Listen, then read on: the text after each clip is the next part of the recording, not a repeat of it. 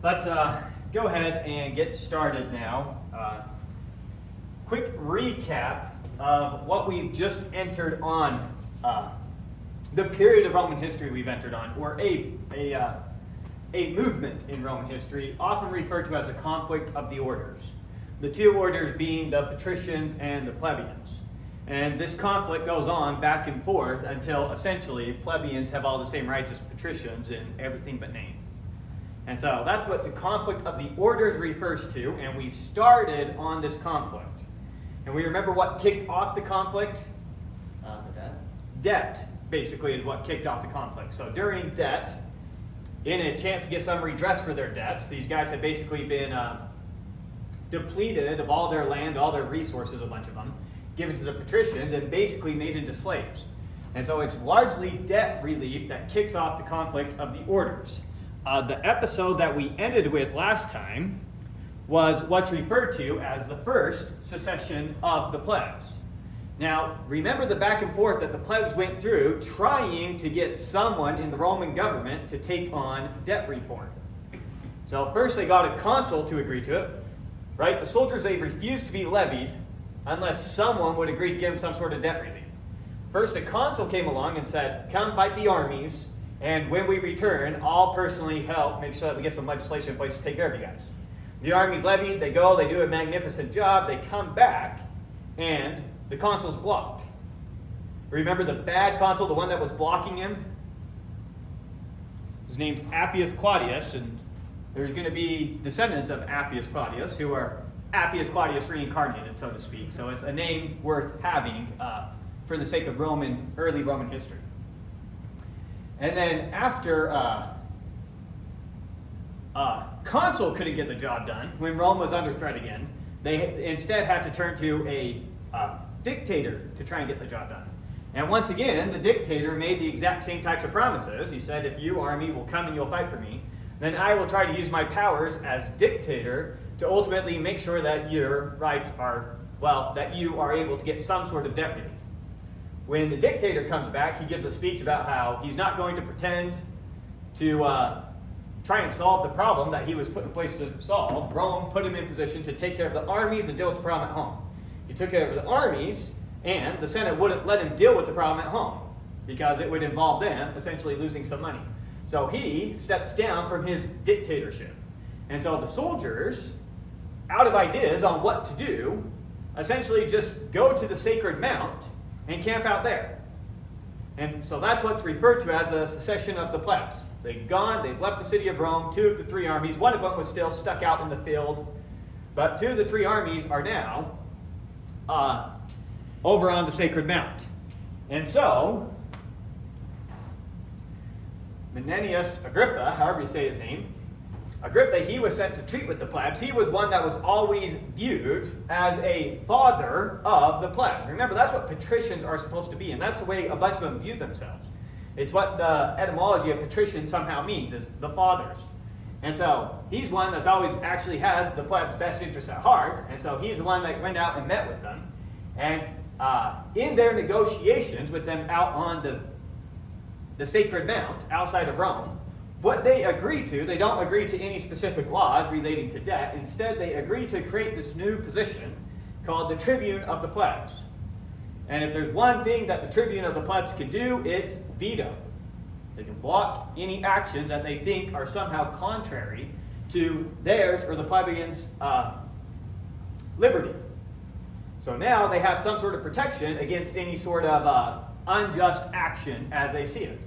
Now, why did the patricians agree to this Tribune of the Plebs position?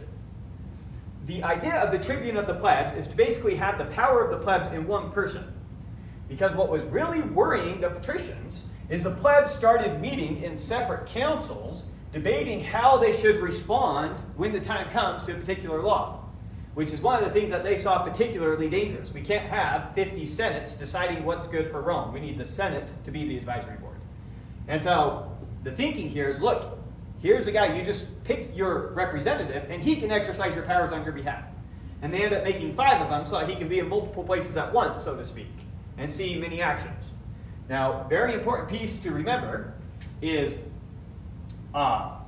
one, the Concilium Plebis, the Council of the Plebs, it is still organized like the Comitia Centriata, based off of the census. Wealthier plebs have a lot more say in voting who the tribune of the plebs is than a poor pleb does. So still huge bias towards the wealthy in terms of who's going to be a tribune of the plebs. Number two is the laws that are passed with the tribune of the plebs with their own council are only binding on plebeians. They cannot create any laws that are binding on patricians. And the third thing to keep in mind is that the tribune's powers only exist in the Pomerium. They can't now walk around outside of Rome exercising any power out there. You need what we call imperium to exercise power outside the Pomerium at Rome, which is like the king's power to run armies. So it's military rules outside of Rome, laws rule inside of Rome. They are a lawful position. So only inside there. Okay, so that was trying to quickly reset the picture, recapture what was just done. Is there any questions before we start diving into new material?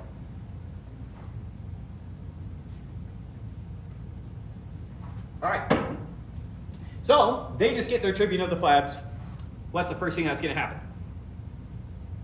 Well, the first problem that they run into is all the plebs went and sat on the sacred mount. And we're talking about this like it was a quick thing, but they were there for an extended period of time. One of the problems is, if they're out on the sacred mounts, where they're not is in the fields. And so not only was there no army in Rome all that time, but through all that time there was no farming being done in Rome, essentially. The whole working class was gone. And so the problem that they run into is that while they were on that, out on that mountain, the food wasn't being produced. And so now there is a dearth in food production. And so now Rome's in a tough spot. We just got the plebs happy, but now no food. So Rome has to somehow gather up some food. How do Rome's neighbors feel about her right now? Everyone hates them. Yeah, pretty much everyone hates him. I mean, the plebs basically helped him win 6 incredible battles back to back to back to back to back. Just kick the crap out of everyone. And so their neighbors are constantly blocking them from getting any food locally. They're able to get a little bit of food from Etruscans more up north down the Tiber River. But outside of that, they're pretty much blocked. And so what they decide to do to try and get some food, since they can't get it from the locals, is Sicily. Sicily is famous for food production. Tons of food comes from Sicily. And so they end up sending ships all the way to Sicily to try and get some food. The problem is you remember the Greek city of Cumae? The last place Tarquin was before he died. Yeah. It's a Greek city, Cumae, and it's on the coast. Because of some fallout from Tarquin, the tyrant at Cumae is still angry at Rome. And so even Cumae is blocking them from even importing food from further away. So short on food, can't get it locally, except a little bit of help from the Etruscans keeping them alive up north, and then can't get it from further away. Until finally they're able to get some ships past. So Rome, the senators are finally able to get some ships past Cumae from Sicily to finally bring some food, very much needed, to deal with the food shortage at Rome. Now the question comes up, now that the Senate has gathered up this food, the people need it, what should we charge them for the food? Right? We're not just going to give it to them for free. Don't let a good crisis go to waste, so to speak. And so they're debating how much should they charge for this food that they just gathered, now that the plebs are extremely hungry. Now, Marcius Coriolanus, talk a little bit about him. Now, remember how they kept one army outside of Rome? Yeah. Well, the whole time that the secession of the plebs was going on, that army was busy out fighting. In particular, they were busy out fighting against the Volsci. And so there was some city called Corioli, where Coriolanus gets this last name from. He was a very great soldier in the battle, did very great daring deeds, and for that he got this honorary title, honorary surname at the end, Coriolanus. So he was a great soldier. I think at this point he had even been a great general fighting in some of the battles. And so he's a very influential man on the Senate floor. And I think at the time that he's speaking here, he is now also the consul. Not positive on that, but potentially a consul here. And so when it's his turn to address the senators, what does he tell them? if they, meaning the plebs, desire a former rate of provisions, in other words, if they want us to only charge them what we've been charging them before, let them restore to the senators their former rights. In other words, let's get rid of the tribune of the plebs' position. Shall I submit to these indignities longer than is necessary? Shall I, who would never have endured King Tarquin, tolerate Cincinius, some tribune? Not a chance. Let him now secede. Let him call away the commons. Let them have the benefit of that scarcity which in their frenzy they have occasioned. Let them secede again and go back to their sacred mountain. Go ahead, plebs. I will venture to say that brought to their senses by these sufferings, starving to death, they will themselves become tillers of the lands again and go back to their rightful position. So all we got to do is say, you guys want the food at the former rate? Get rid of the tribune of the plebs. That should be enough to put them back in line, right? Well, as you can imagine, this newly appointed tribune of the plebs, protecting the rights of the plebs, is furious with Marcius Coriolanus. Now, at this time, the Senate is not a private meeting. It's a public meeting. And so he's saying this with commoners and plebs right there listening to him, and tribunes of the plebs right there listening to him. And so the mob, the people, are extremely angry. They're ready to kill him right then and there. The tribunes accuse Coriolanus of forcing them to choose between starving and being slaves. And so to stop the mob from taking him then and there, the tribunes appoint a day to put him on trial. So a trial date is appointed. Now, strictly speaking, tribunes have no right to do this. All he did was give his suggestion as to what they should do, and people were very angry about it. But this is not a power that they were given. Now, the senators are terrified to turn the plebs down. They're afraid that this is going to lead to death, and so we've got to just go along with this. So they decide we're going to go along with the trial, and what we're going to do is we're going to go around to the plebs, because when you have a trial, the assembly determines your innocence or your guilt, if it's a capital case. So if you basically accuse them of trying to kill a bunch of people, now it's going to be a capital case, and now the assembly is going to be the one who decides his innocence or his guilt. So, if it goes to trial, it's going to be the plebs who just heard him give the speech that decide if he's innocent or guilty. So the senators feel like they have to go along with it, or else it's just going to lead to violence and he's going to get killed. And so they go around to the plebs and they convince them to either find him innocent, or, at the very least, if they decide to find him guilty, pardon him for the speech or whatever, the act. And so the plebs and the tribune of the plebs seem to be okay with this plan. We'll put him on trial and then give him a slap on the wrist and he can go his merry way. Let him know it's not okay. Marcius Coriolanus, he refuses to even recognize the trial as legit. He says, are you kidding me? These guys have no power over me. These are tribune of the plebs. Not only am I a patrician, I'm a consul. What are you thinking? Not a chance. And so he refuses to even show up to his trial. Now, while they had already agreed that they were going to give him a slap on the wrist, since he didn't even show up, they're much angrier than that. And so they end up exiling him from Rome altogether. So he's kicked out of Rome. 491 BC is the year that we're currently at. And now if you're kicked out of Rome, run to our enemies. And so he takes refuge with the Volsci, who he's famous for beating in battle. Those very Volsci. And he goes there very angry and bitter towards Rome. And so he goes to the Volsci and he instantly tries getting them to take up arms against Rome. He particularly stays in the house of a man by the name of Tullus, another Volsci there. He's one of the leader of the Volsci, and they both want to try and get the Volsci to go to war with Rome. Now they have a problem, which is one, Rome has just demolished them, and two, they were recently struck by sickness. It's one of the reasons that they didn't attack Rome when it was going through its food shortage. It's because of Volsci, they had some plague come through them. So their population has been hurt very much by plague. On top of that, Rome has just beat a bunch of battles against them. So Coriolanus is talking to Tullus, one of the leaders of the Volsci, and they're trying to scheme together and come up with a plot to get the Volsci to want to go to war against Rome again. And then once they do that, they plan to lead the army and to go fight Rome.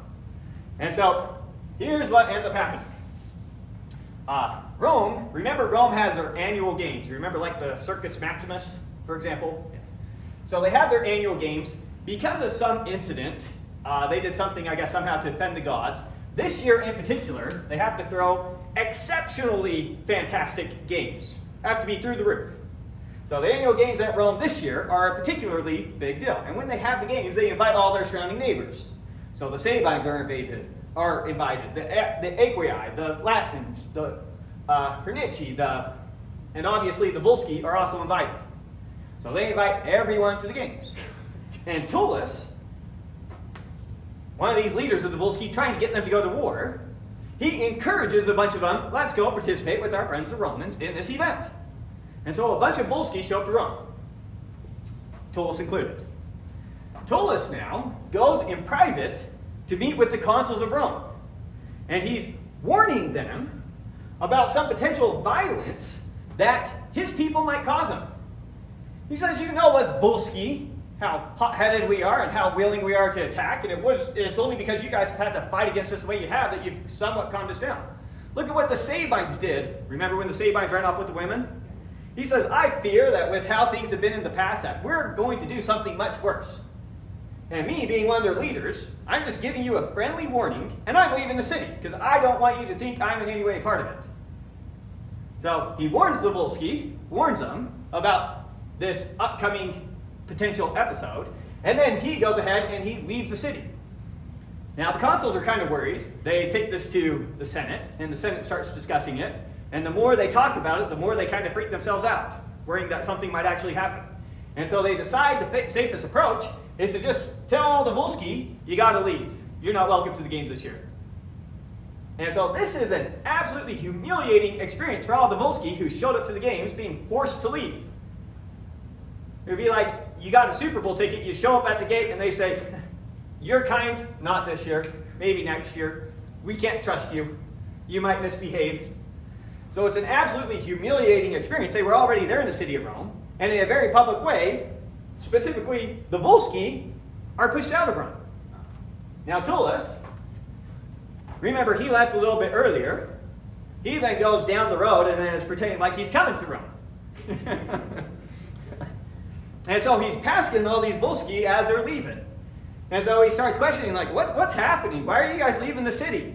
And they tell him what the Romans did. Are you serious? And you're not angry about that? Being treated that way? Being humiliated that way? Your wives, your children, your friends, all driven out in front of all our potential enemies? Made to humiliate us and make us look weak in front of all these people? And so the Volsci, they're a collection of a bunch of city-states. They're not one organized thing the way that Rome's kind of organizing. And so Tullus kind of works them up in an anger, gets them all talking about on their way back to all their individual city-states. And all their individual city-states become outraged to find out how their citizens have been treated and how it had, in particular, been targeted on them. And so with that, they get what they want. The Volsci are now ready to go to war with Rome. And so the Volsci organize coming together with Rome. Once the Volsci get organized and decide that they're going to go to war with Rome, the Aequi, their neighbors right next to them, decide to join in. And even the Hernici, or whatever they're called, decide to join in. See if I have just a map showing who we're talking about really quick. So the Volscians, the Hernicians, and the Aequians, all surrounding them, are all going to join together and go to war against Rome. And now, how are they going to organize this attack? And so what's decided is that Marcius Coriolanus, he'll be the one who leads the majority of the army, which are the Volsci, and then Tullius, he'll lead the Aequi and whatever Hernici come along. And so that's how they decide to split the army. And now, 491 BC, going to war with Rome. Good? Now, Marcius Coriolanus, he is an absolutely amazing general. Now, I should have marked 1 year versus the other year. I can't remember which way it goes. All the red here, though, are going to be towns that he takes. And so he's down in the Volscian territory. He comes up, and I think he first takes all the coastal towns this way, 1 year. That's a campaigning year. And then the second year comes back up this way, marching on Rome. And so in 2 years, he's pretty much reduced Rome to just her, Rome, the city itself. Everything else surrounding the area has largely been taken. And that's just what Marcius Coriolanus did. I'm not sure what other colonies along the way were taken by Tullus with the other army. So 2 armies, one of them, just being led by Marcius Coriolanus, does all that.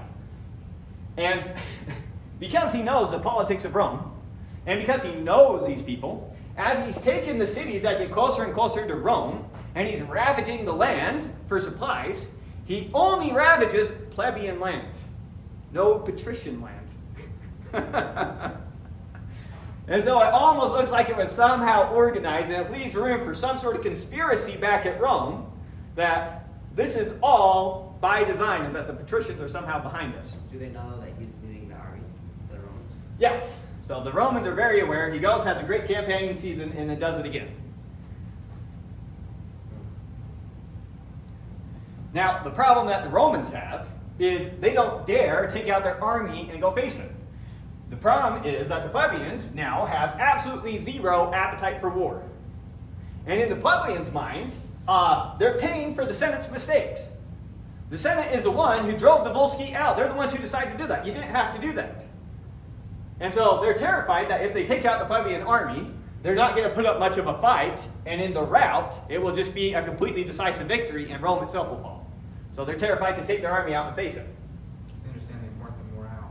Yeah, morale is huge. Roman morale right now is very low. That's awesome. And so, he's gone his marches, and now he's camping outside of Rome, getting ready to attack Rome herself.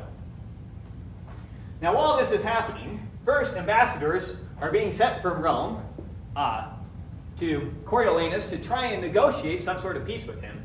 He gives them some sort of outrageous demands along the lines of, give up all the lands that we've taken to the Volsci, renounce any claim to them, and we'll call it good. We're going to basically give up everything. Which they say, no, we're not going to do that. They try to keep negotiating with him, and it comes to the point where he doesn't even, I guess keep that drawn up, he doesn't even allow ambassadors into his camp. So negotiations shut down. When the ambassadors don't work, they decide to come at him with a religious appeal. So they try sending the priests into his camp, saying that this is somehow, lost the word that I was going to say it. They're bad omens, but even it's sacrilege. Here you are attacking the hometown of your gods, of where the temples are located. And are you really going to march on it? And he doesn't even let the priests in, which is very shocking for these superstitious Romans. And so with both those failing, what ends up happening is the women go out of the city to make their pleas. In particular, his wife and his mother. So now his wife and his mother come along, and they're not going to deny a bunch of girls access to the camp. So the girls are allowed to go into the camp. The mother comes into the camp. And when Coriolanus sees his mom, the first thing he does is get up to go embrace her and greet her. And she says, whoa, whoa, whoa, before you do that, let's make something clear. Am I here as your mother, or am I here as a captive inside this little camp that you have here? And she goes on and she gives him just a nice little, what's it called? Guilt trip. She takes him on a wonderful guilt trip. She says, look at what you are doing right now. Before, you were a great son that I was very proud of. And then you conducted yourself in a way that you had to be exiled from the city. And now here you are coming back marching and attacking the city. And here I am forced to admit that Rome would be better off had I never been a mother. My life would be better off if you were never born, son. Is this really the kind of, is this something I ought to be able to tolerate? And she goes even further. She says, look who's inside that city. Not only am I there, your wife is there, your children are there, and you're getting ready to attack the city. Do you think that there is no chance that they would die or become slaves in the carnage? And then what about the home to your gods that I raised you up to respect and believe in? Are you going to disgrace them in this way? So she sends him on this big old guilt trip, and eventually he can't bring himself to attack Rome anymore.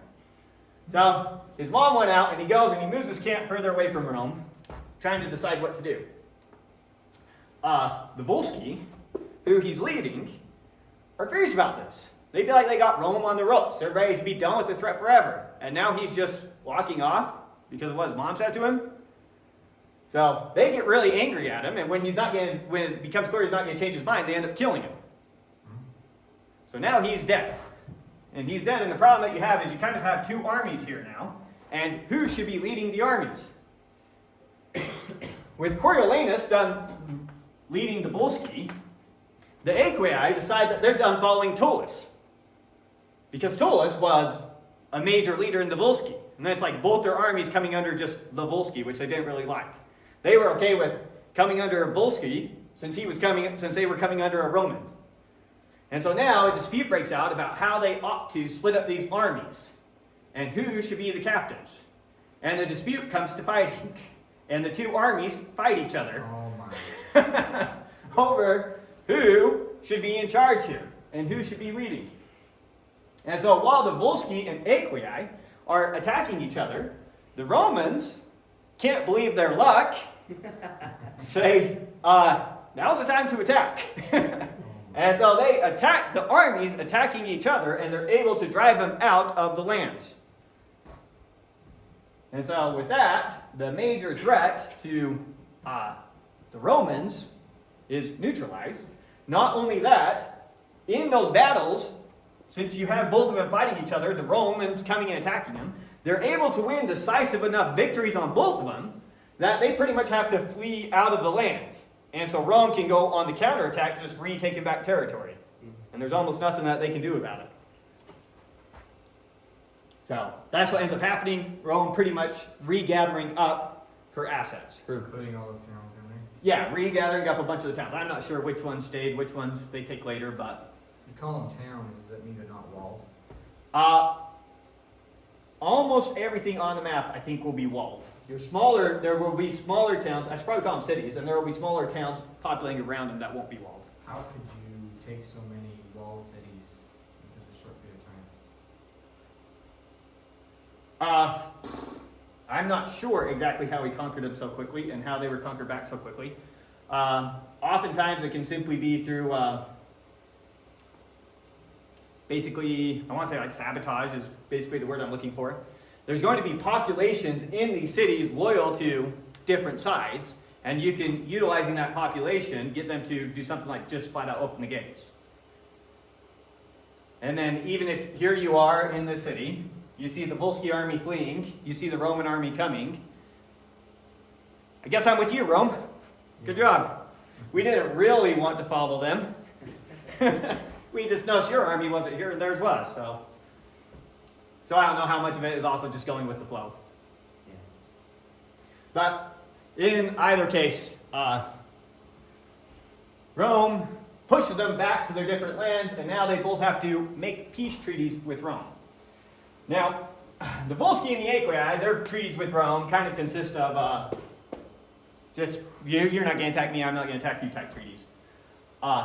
The poor Hernici, they're weak enough that with how they're defeated, they're not going to get by with just, I promise I won't attack you again. Rome's going to be a lot harsher with Hernici than the other two, simply because she can.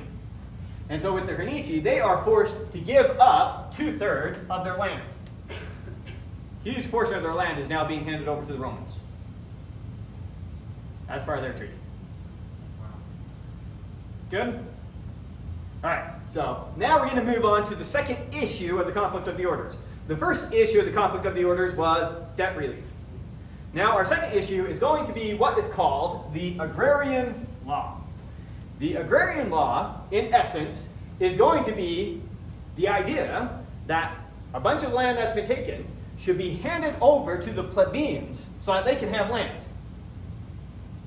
Now understand, for a lot of these plebs, it could have been the case that like their grandfather had a farm and then he lost it due to debt problems or whatever. And so what could have potentially been something that they lost with time. And so from their perspective, well, that's one of the reasons. The other thing I should say is, how do you make a living without farmland at this time? It's almost impossible. If you go back to like the year 1800, I think it's 90% of people who worked in America, this is once the Industrial Revolution has already kicked off, 90% of them work in agriculture.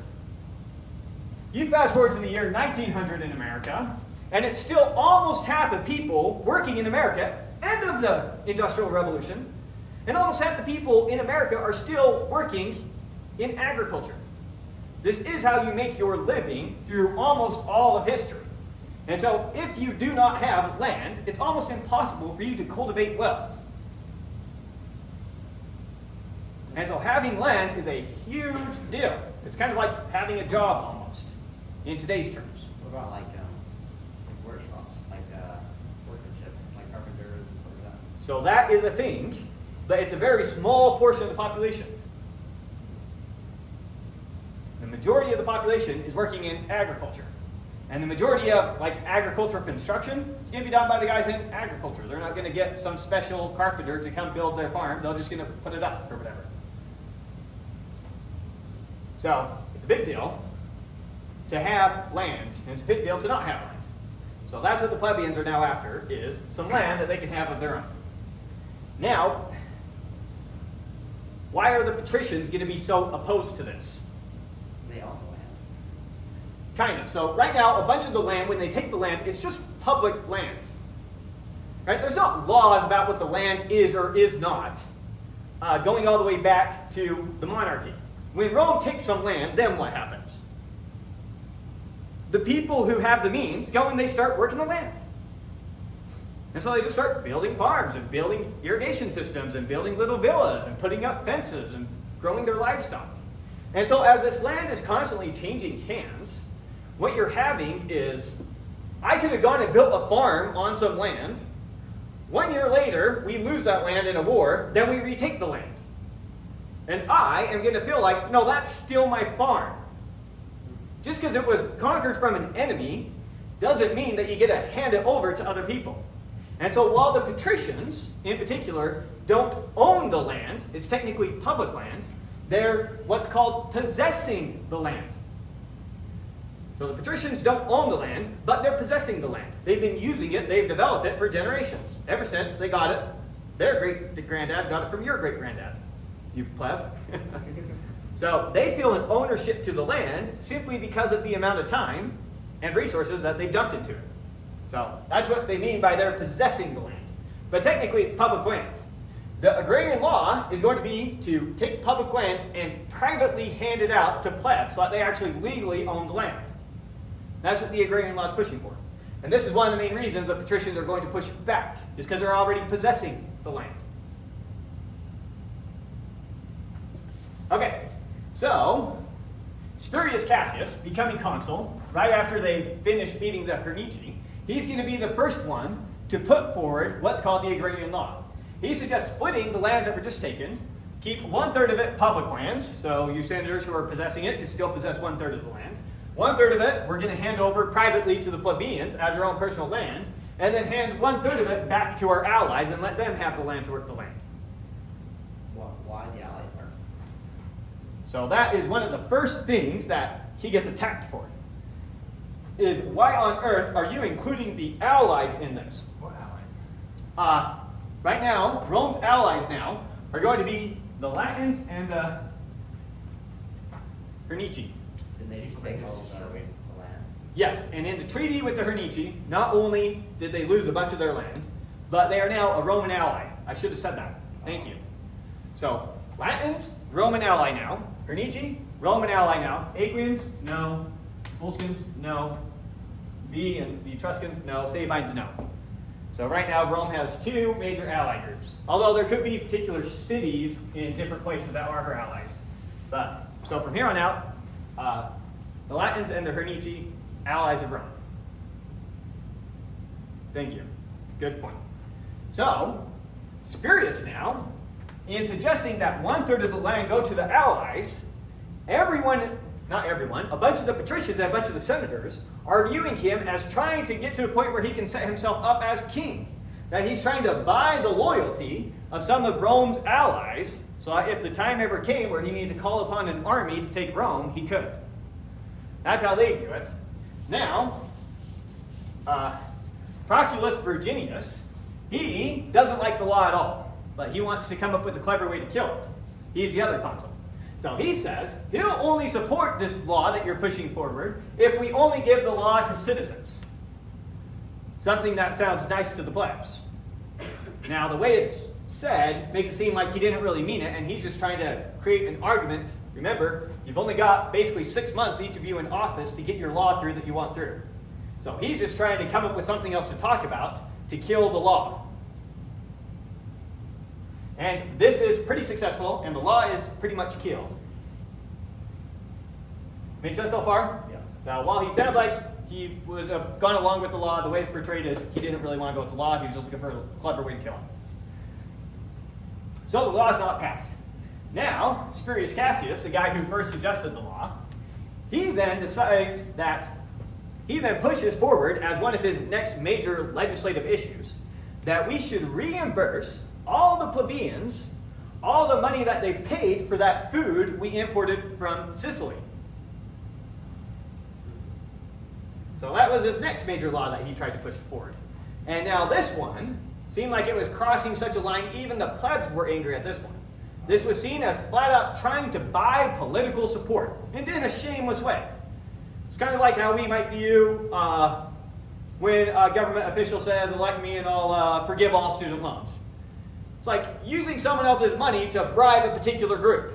Yeah. And so that is seen as going way too far. And remember, Rome has a law that no man is allowed to try and make himself a king. Between this and between this, he's pretty much crossed that line. And so a trial is set up for him, and he's ultimately sentenced to death for this, for trying to set himself up as a king. And there's some debate, give you a sense for the power of households. There's some debate as to whether or not this was a public trial or a private trial. In other words, it could have been the public assembly that found him guilty and sentenced him to death, and that was most likely the case. But Levi points out that there were also some historians that reported that his dad tried him privately and found him guilty and sentenced him to death. To give you a sense, again, of the power that existed in the household. Because you are a part of your father's household until he dies. And so here your son, who was a consul, probably 48 years old, was just sentenced to death by dad, potentially, for going too far. So it was most likely a public trial, but to give you a sense for the private power your household still has over you, it still would have been a plausible scenario. There was probably a lot of meaning in his language that he wanted to be king, or like, essentially get more power. Yeah, the paying for the food, that would seem to everyone as a no-brainer. He's flat out trying to buy political support. You just don't do that. Who would just give handouts like that, unless they were trying to buy political support. So that's what ends up happening to him. But what he's done is he introduced the agrarian law into the public conversation. And so now, while the plebs are happy to kill him and see him as going too far, more and more they're going to say, I kind of like the sound of this law, though. That's kind of a good one. And so it's going to continue to come up. And so now, even though it was a consul that initially suggested the law, from here on out, tribunes, the tribune of the plebs, tribunes, people elected by the plebs, are going to be the ones that start pushing for this law. And so this is going to be one of the ways that they often campaign for themselves. Hey, you guys elect me, I promise I'll be one to push forward the agrarian law. And so it becomes a way for tribunes to try and get themselves into power, saying, I promise that I'll try and push for this law. And so now there's a lot of pressure on tribunes who are put in power to go forward with this law because it's one of their main campaigning points. And so how are they going to push forward with this law? They don't really have the power to pass the law. All they really have the power to do is to say no. And so the way that the tribunes are going to try and get the law passed is by saying no. And what they're going to be saying no to is levies. So the way it's going to work is that tribunes are going to try and prevent levies in times of war and say, we're not going to let you, a consul, call the levy until you put forward the law. So the first time that this happens, a tribune actually tries preventing the levies from being called. The other tribunes view that as abusing our power, so to speak. So one tribune tries to veto calling the levies. The other tribunes veto his veto. Very strange. And now he can try to veto their veto of his veto, and then they can veto that, and it's very murky what is and is not allowed here.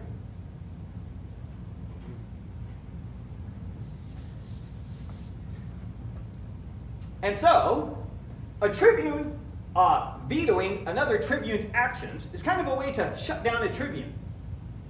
And so now, Appius Claudius, you remember this guy, loved by the plebs, except the opposite.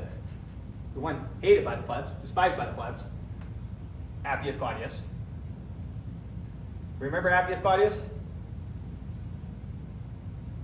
He's the one who blocked all forms of debt relief and pushed for even harsher terms. And the second that those poor plebs came back, made sure that the ones who were enslaved went right back to being slaves, or indentured servants, or whatever they would have been called.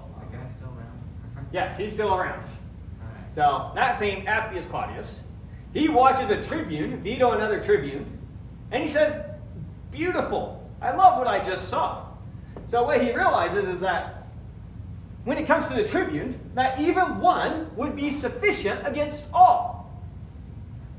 If there's something we don't want the tribunes to veto, all I need to do is find one tribune who will veto their veto. Because apparently, that's a thing that can be done. And then it kind of shuts it down into some sort of veto gridlock, and the action just continues forward, whatever it was. So he realizes that even one will be sufficient against all. Only let the consuls and leading members of the Senate take care to gain over, if not all, at least some of the tribunes, to the Commonwealth and the Senate. So the tribune and the consuls are already viewing themselves as kind of enemies of each other. They have completely opposite political agendas a lot of the time. And so they're wondering how they're going to keep these tribunes in place. And so Appius Claudius realizes we just got to get one of them, which shouldn't be hard. Because remember how these guys are elected. With the Council of the Plebs. The Council of the Plebs, but it's done by centuries, by the census. And so they could get some of the wealthier people to agree with them to get at least one of their guys through, and that's enough to shut down the whole institution. And so in this way, we're going to get our freedoms back. So we don't need to do what Marcius Coriolanus did and try and kill him all or whatever he wanted. All we need is to win one to our side, and we can shut down this whole institution. And we'll be back to the way we were before the institution existed. And so, that's what ends up happening. Partitions start advocating for their own special tribunes to be the ones to get appointed. Ones that they can have influence over. Even though they technically don't have a vote, they just need a few of their wealthy friends to vote along with them. And this is seen as just making the whole institution not make sense. And so it's quickly shut down. And so a law is passed enabling a majority of tribunes to override a single tribune. So this plan is successful, but it's creating a complete headache as to what the tribunes can and cannot do. So this brings sanity back, and so once again the tribunes have their power and they're going to be able to do things as long as the majority of tribunes are in agreement. How long did it take for that to happen? No? I don't know the time frames on these. Time goes past, things happen that make it obvious that we need to change it. And so that law gets passed. And so there's this back and forth fighting, and what's happening from abroad, remember that people outside of Rome are very aware of the political situation inside of Rome. And so Rome begins to get this reputation for discord. They're seen as two states, not one. You have your patricians and your plebs. They have two peoples. They have two different magistrates.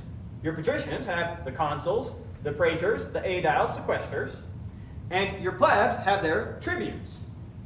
And they have even their own two sets of laws. And so the way the outside world is looking at this is you have two states living together in one, ready to go to war with each other. And so this is emboldening the enemies of Rome now to go and attack Rome. This political instability breaking up, this back and forth fighting over these powers. And so that means wars. Now, I was just following the political back and forth. There were wars going on in between these events. There were consuls levying armies, going out fighting, coming back, and it leading to political fallout. Okay, so now focusing on the Fabian family and some of the wars that were going on at this time. Fabian family, possibly the most famous family in the early Roman Republic. So let's give you the most famous family we've talked about up to this point, most likely. So the first Fabian consul comes to power in 485 BC. And when he comes to power, he completely opposes the Agrarian Law. He's one of the consuls constantly pushing against it. Upon his victory against the Volsci, so he's the consul that comes to power basically right after the secession of the Plebs was over, and we had just got all the food from Sicily. So since the Roman Senate had just purchased all that food from Sicily, they were in a poor financial position. So he goes, he leads his army, they win a great victory against the Volsci, and he takes the plunder, and rather than letting the soldiers have it, as would be typical, he instead keeps the plunder and sells it to put in the state treasury, because it's so low. And for this, he is becoming deeply unpopular with the plebs. For one, he's one of the active people working against the Agrarian Law being passed. And for two, they feel like he just cheated them out of their spoils. Which, in a way, he kind of did.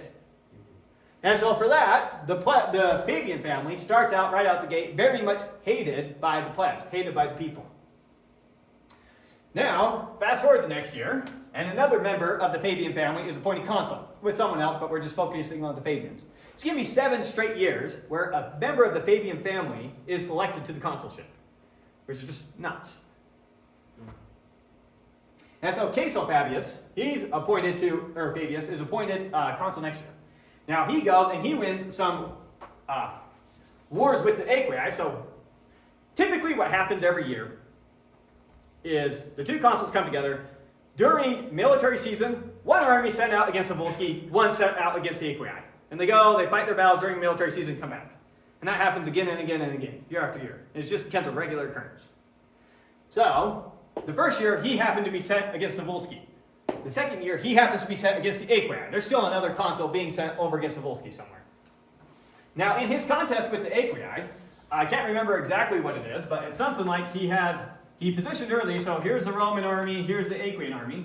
He was able to position early in like some trees, a forest nearby, all his cavalry somehow hiding in there. And so when the war started, his cavalry just charges right out into the back of the Aequians. And with that, they instantly flee the battle before any fighting even started. And so the battle was over before it even started. But the Roman soldiers, when the Aequians start fleeing, refuse to follow them. Which it would have been such an easy, decisive victory, and they just gave it up. And the reason they gave it up is because they hate the Fabian family so much. And they don't want him to have a great victory. They'd rather suffer a loss than let him win a great victory. And so without orders, they all turn around and they just march back to their camp, refusing to listen to him.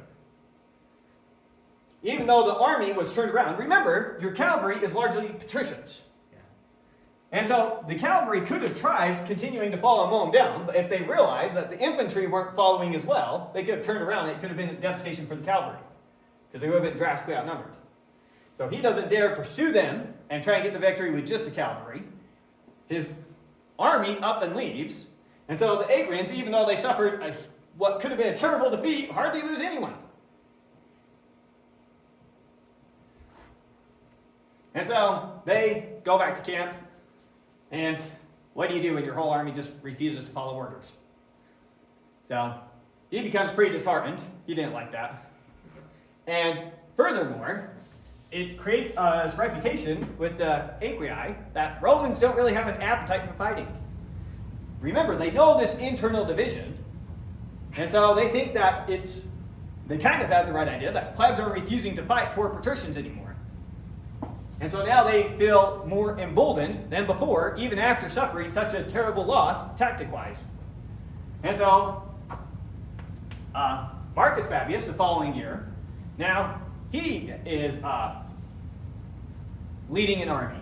In this year, 2 armies are attacking Rome, one from Veii, and then one's just an Etruscan allies. So there's 2 different armies. They're both technically Etruscans, but one's solely from Veii, and then the other army is just a bunch of Veii's friends from the Etruscans. So 2 armies. And so I don't know where Rome is, but he's got his army inside the camp. Here's their camp, they're inside there. And the problem that he has is outside the camp, he has, I don't know, draw them over here. You have your guys from Veii, here's Rome's camp, and then you have your guys that are the other Etruscan army. And he's terrified to take his army outside the camp and go fight these guys the following year. Because, one, wherever they're fighting, they're closer to Rome. He's afraid that if they go out and there's no appetite for fighting, his soldiers will quickly try to retreat. And it will become a full rout, and Rome will just suffer a huge defeat. So he's stuck in his camp. He's got these two other armies out there, and he's not sure what to do. Just kind of waiting the time out. Now, the reason that the guys from Veii and the other Etruscans feel so emboldened is they know what's going on in Rome. And so while these guys are inside their camp, and it's going to be fortifications inside their camp, they're somewhat safe there. People from these guys' camps are constantly coming over and harassing the Romans, calling them things like cowards, saying that they don't really dare fight. Saying it's not because you hate your patricians that you wouldn't fight the Aequians, it's because you're a bunch of cowards. That's why you wouldn't do it.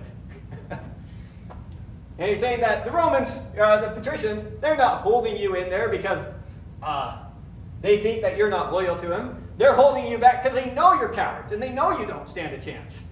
And so that's the kind of harassments that they're constantly screaming at these guys. And the Romans, they're kind of torn both ways. On the one hand, they don't want to give a Fabian a great victory. On the other hand, that's the enemy. And so they're torn both ways, but with all the insults that they're constantly listening to day after day, they just can't stand it anymore. And so they go to the consuls and they demand that you let us go out there and fight. And the consuls say, no, we're going to wait a little bit longer. The time's not right yet. And emotions keep building up inside the Romans' camp. They're becoming more and more restless, more and more annoyed. Initially, when they sent people to ask the consuls if we can go finally attack now, it was just the centurions, the proper way, just the captains of the units. Went and said, hey, my guys are becoming a bit restless, they want to fight.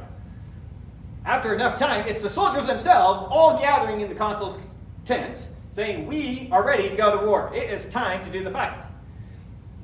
And the consul that isn't Marcus, the other consul, he's kind of worried, and he's like, I feel like we're going to have mutiny on our hands if we don't agree to just go fight now. And saying this with all of them listening.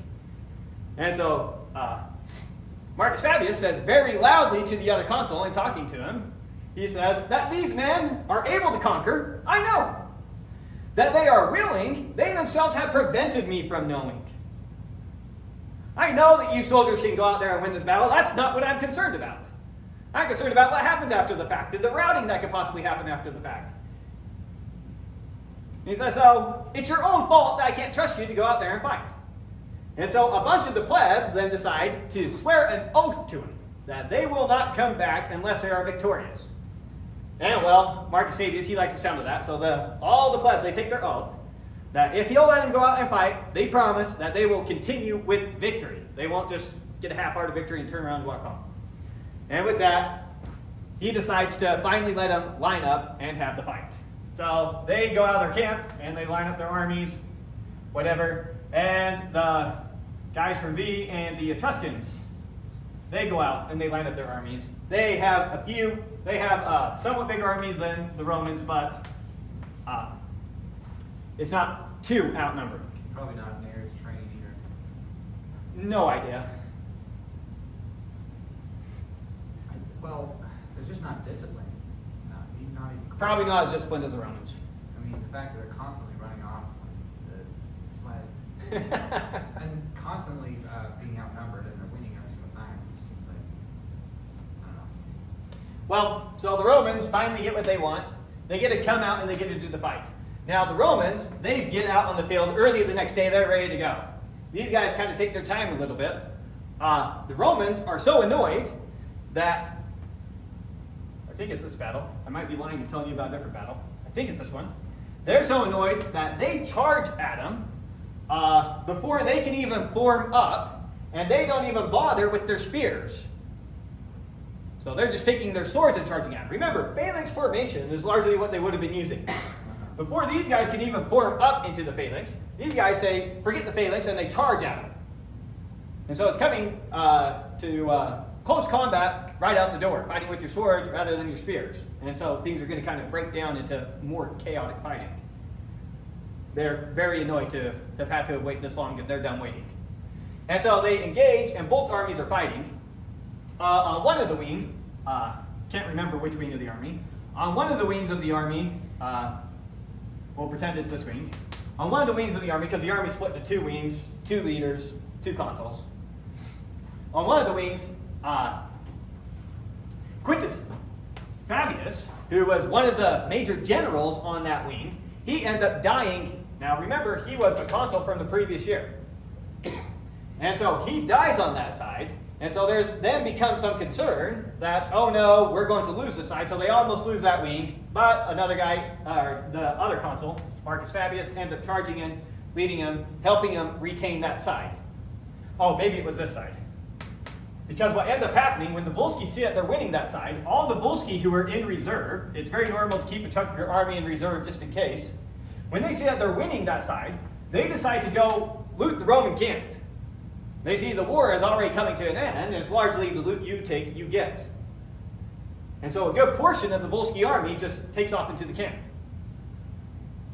Well, they end up preserving that side. Oh, what it was is one of the consul, oh yes, Quintus Fabius dies. Marcus Fabius recovers that side.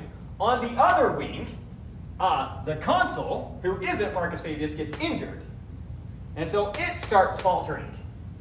What ends up happening is Marcus Fabius then runs to the other side,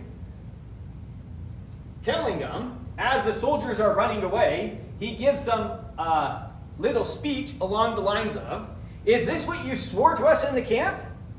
That when it came, that when the battle turned against you, you would flee from the battle? Or that you would stay here and that you would be victorious in the battle? Now, I didn't even take the oath, but just by virtue of being a Fabian, I, by my honor, am demanded to stay here and fight till we win the battle." And one of his brothers says to him, "We don't need to convince him with our words. Let him see the superiority of Fabian deeds, and that will be enough to get them to retake up the battle." So with that, they get him to retake up the battle on the other side before they're about to lose it. Anyways, they end up winning the battle while the battle's still going on, but they're starting to win it. What ends up happening is they realize that a bunch of the Volsci are in the camp. The way that they realize that is one of the consuls, the one who isn't Marcus Fabius, when he got injured, he was taken to the camp. And so all the Volsci come and take the camp. What they end up doing is locking all the doors down all around the camp, trying to capture the Volsci army inside the camp. And so they're able to capture the Volsci army inside the camp. The problem that they have is that they're drastically outnumbered because there's only a few people in the camp. The Roman army is still out in the field fighting. And so they're drastically outnumbered. And so the other consul, whatever his name is, he ends up dying in an attempt to keep the Volsci in the camp. And things get pretty rough for the Romans in the camp, who are supposed to protect the camp, trying to contain these Volsci in the camp.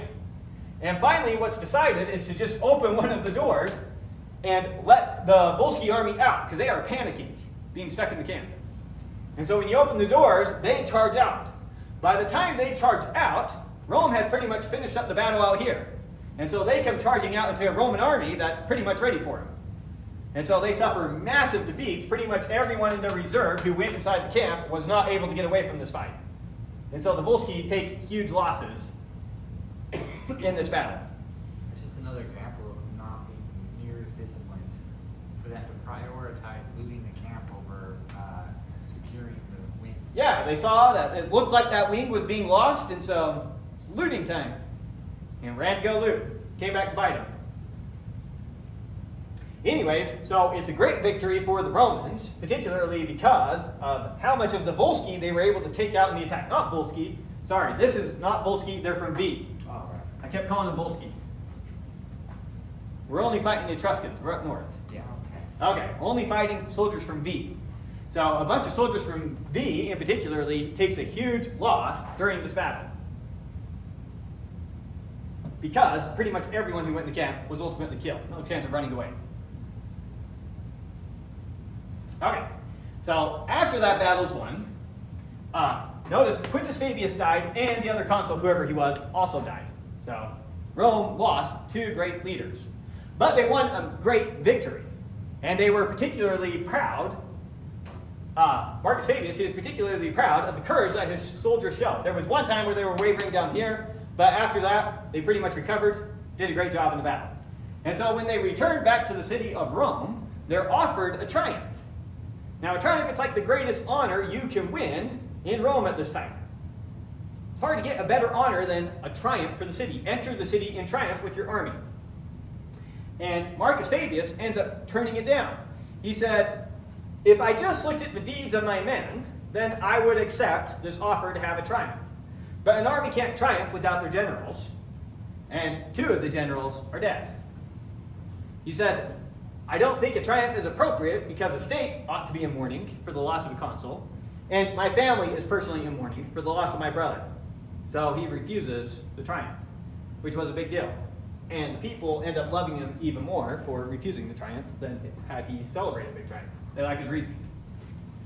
On top of that, what he does, since he's still consul, is he requires that the patricians take on all the injured soldiers from this battle to help nurse them back to health and take care of basically their health expenses, nursing them back to health. And he requires the Fabian family, his family, to take on the majority of them to see to their health. And so with this event, this battle, the view of the Fabian family in the eyes of the plebs has flipped a 180. And so now, rather than the Fabians being absolutely hated by the plebs, the Fabians are absolutely loved by the plebs. At least the jerks are dead, right? Sorry, what? One's wounded, one's dead, or they both die? Quintus Fabius is dead. The other consul, who wasn't a Fabian, first got injured, taken back to camp, and then died in camp trying to contain the Volsci there. Fabii. The guys from Veii. Yeah. The Veetians, or however you say it. I thought it was Queso. Queso, he's the one that just led them, got a quick victory, and they refused to follow through. Yeah, he was consul last year. So he was the consul the previous year. I see. He would have been at this battle. He just Wasn't mentioned. didn't die. Um, The Fabians, the Fabian family is mentioned as the ones who turned the tide on one of the wings.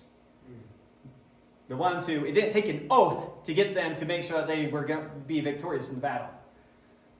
Only plebs would need to make an oath. By virtue of being a patrician, that's already something expected of me. Yeah.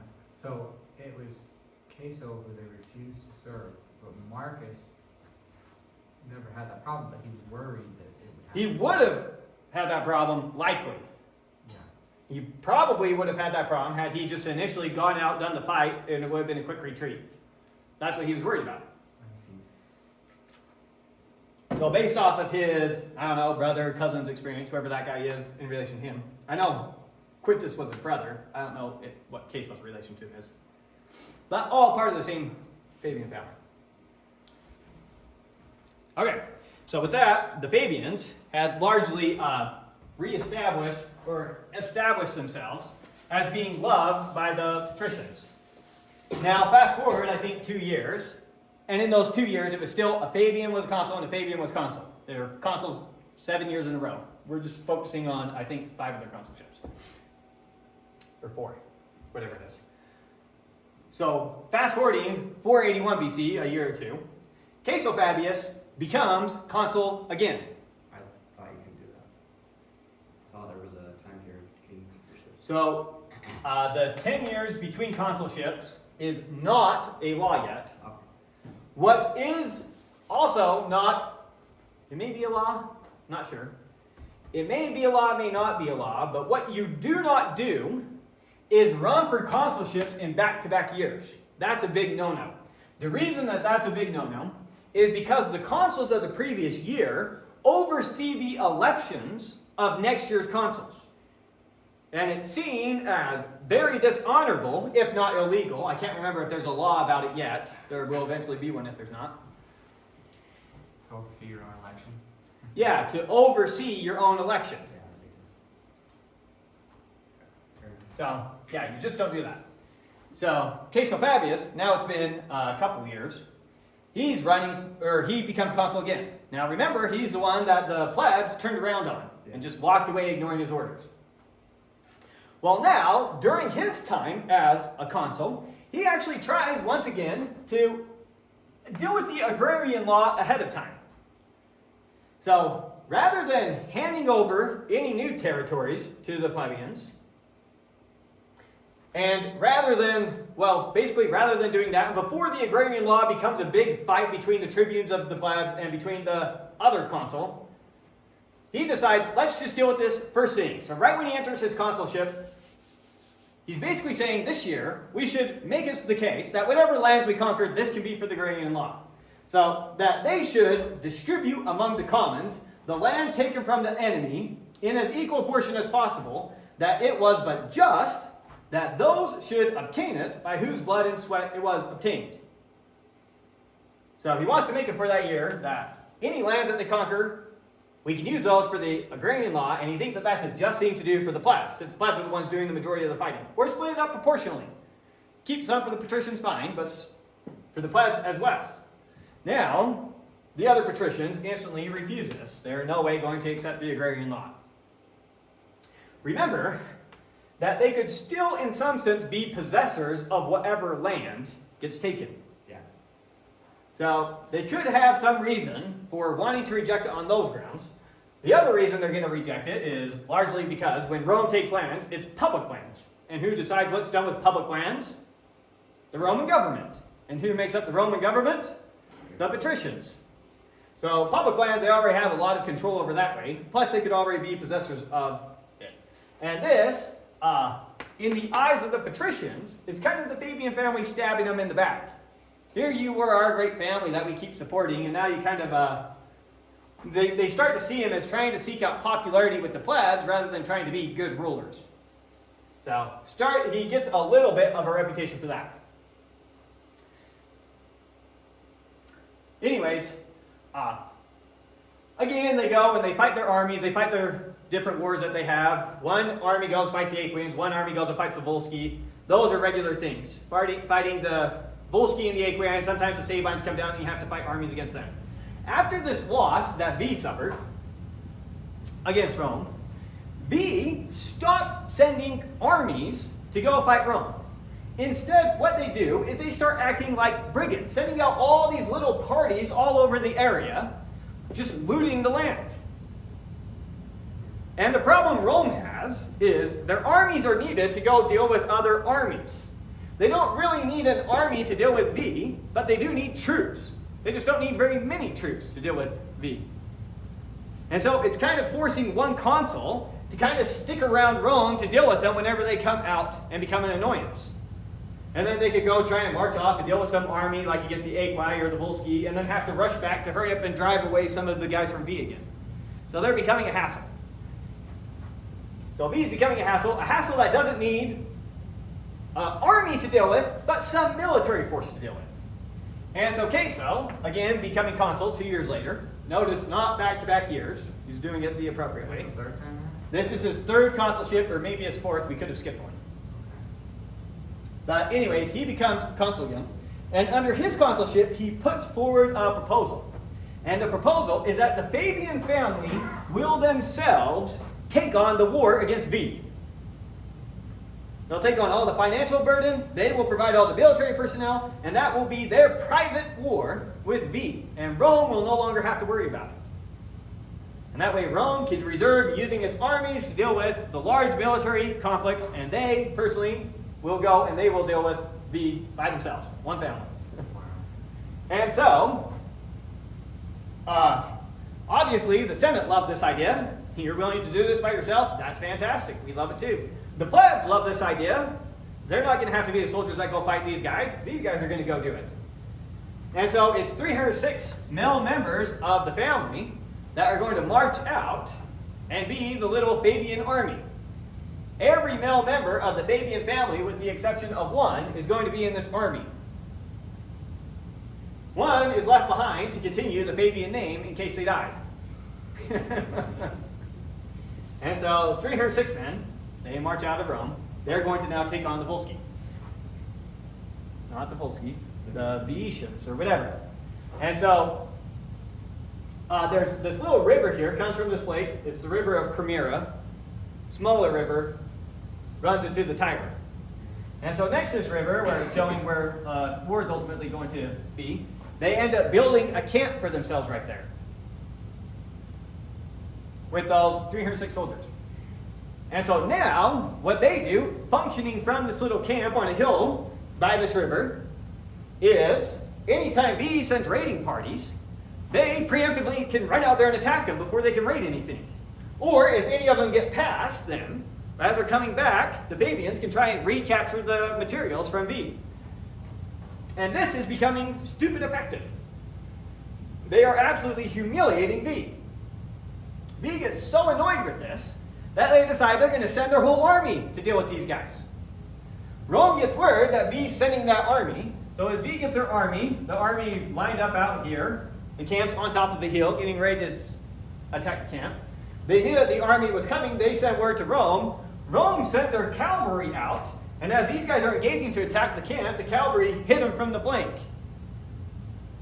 And so with that, their entire army is embarrassed by some cavalry and 306 Fabian family members. Maybe a couple of them have died by now. Wow. And so this is just becoming stupid effective. And it's effective for several years.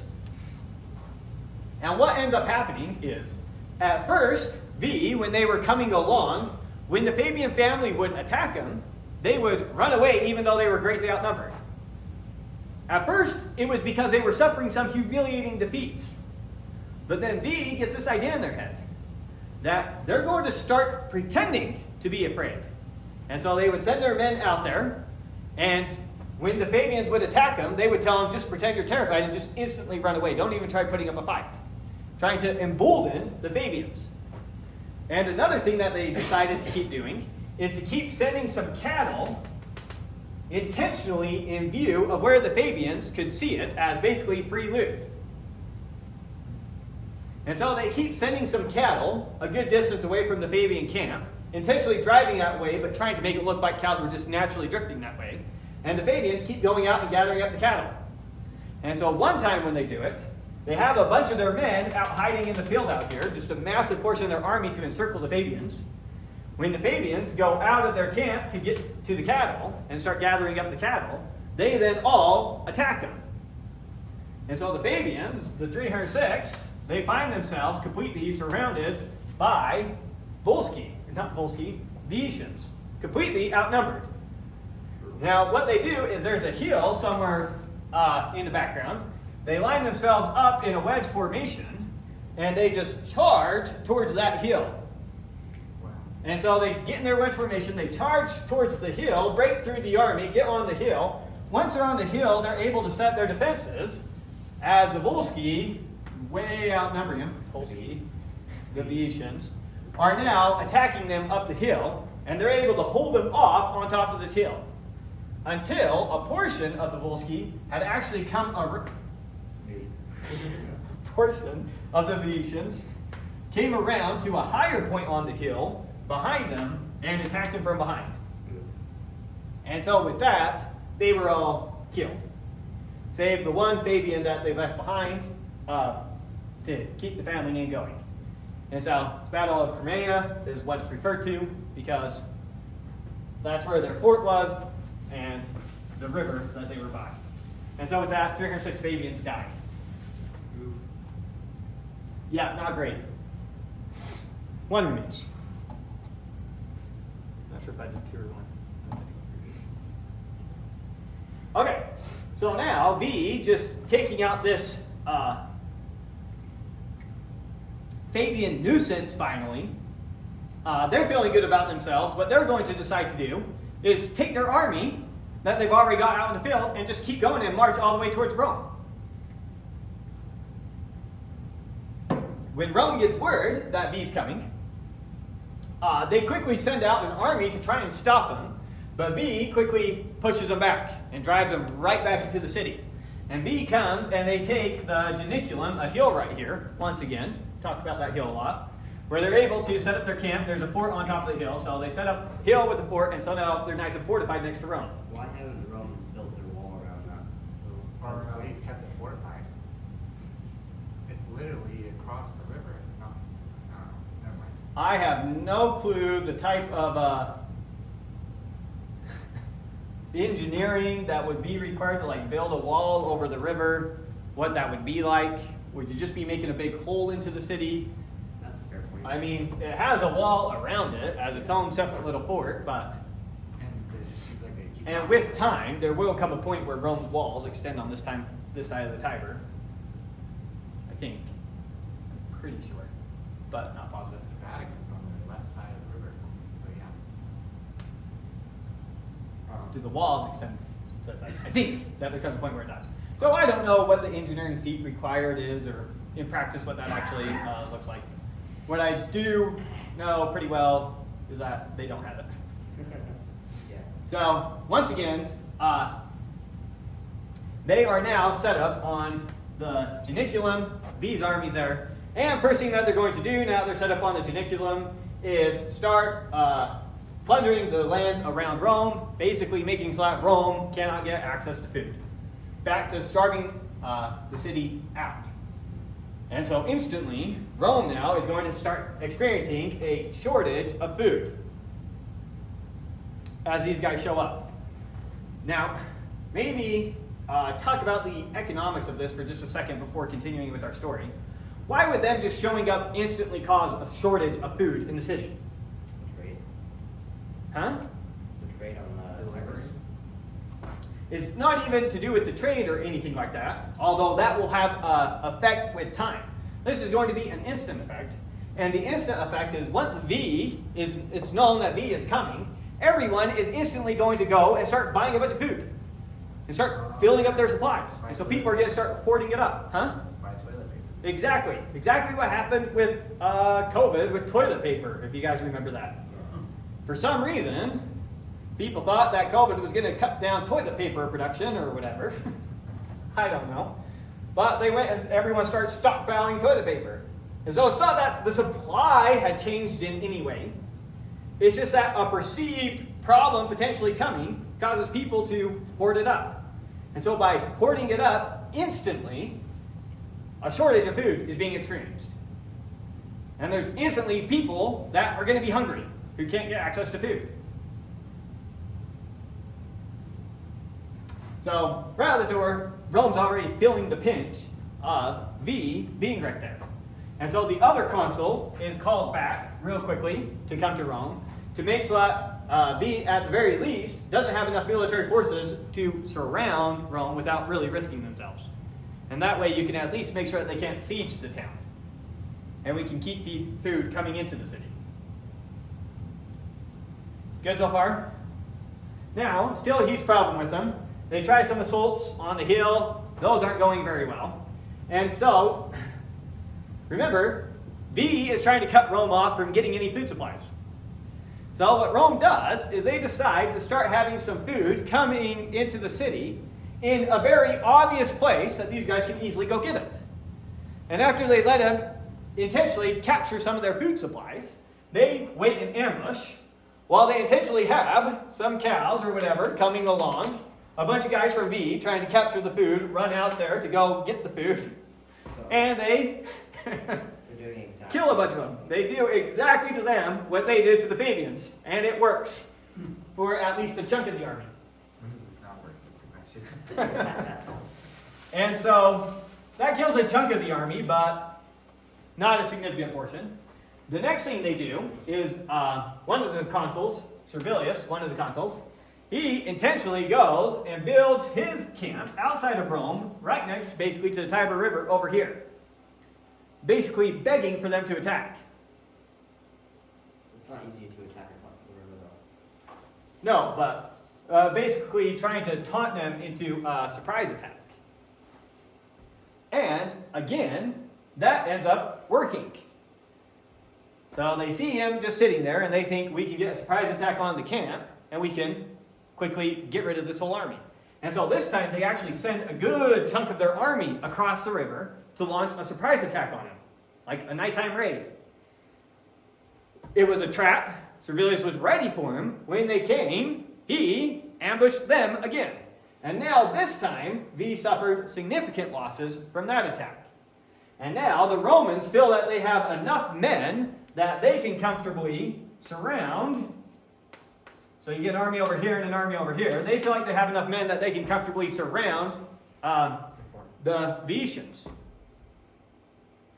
And so now, I can't remember exactly how they did it. His army was somehow not in view. Somehow it's out hiding somewhere. He's right there or something, I don't know. Making up the story halfway. Somehow not already there. What ends up happening is one consul takes his army and attacks uphill against the Janiculum. And there is no chance of him winning this fight. And so the Venetians, they commit to the fight. And once they commit to the fight, then the other consul brings his army from behind. And now they have to attack on two fronts. And that's a complete collapse for him. And with that, Veii suffers a pretty big defeat. Once again, lost a good portion of their army. And so they're quickly driven off back to Veii. And Rome's now pretty much back to normal. And Livy talks about how the food situation was solved pretty quickly after Veii, not only because resources came in, but because people quickly started offering up the food that they initially had hoarded away. Two different things. Okay. Do you know if these cities would actually plan for those events where the citizens get terrified and then they start buying up everything and then they have like reserves to alleviate that stress? Yeah, if you remember back when they knew Porsenna was coming, they had spent tons of time in advance preparing for everything, buying up all the food in the area they can, bringing it to the city, making sure that there was no concern. And it was largely the senators footing the bill for everything. They were trying to keep the plebs nice and happy. Didn't want them to think things would be better back under Tarquin. So, yes, that does happen. It's just with Veii, that was so sudden. They just won a battle against the Fabians and kept on marching. Even though they've been fighting them for 3 years? Even though they've been fighting him for years, fighting everyone all the time. Okay. They're never really at peace, so. Always a war for him. Yeah. Any other questions? Okay. So, now, once peace is established in Rome again, the tribunes go right back to the Agrarian Law, trying to push forward the Agrarian Law. Basically, here's what's going to happen over and over again throughout Rome. Military threat comes along, Rome unites together, deals with the threat. When the threat's taken care of, they go back to fighting with each other internally. That's going to be a common pattern. And so, watching that pattern play out right here.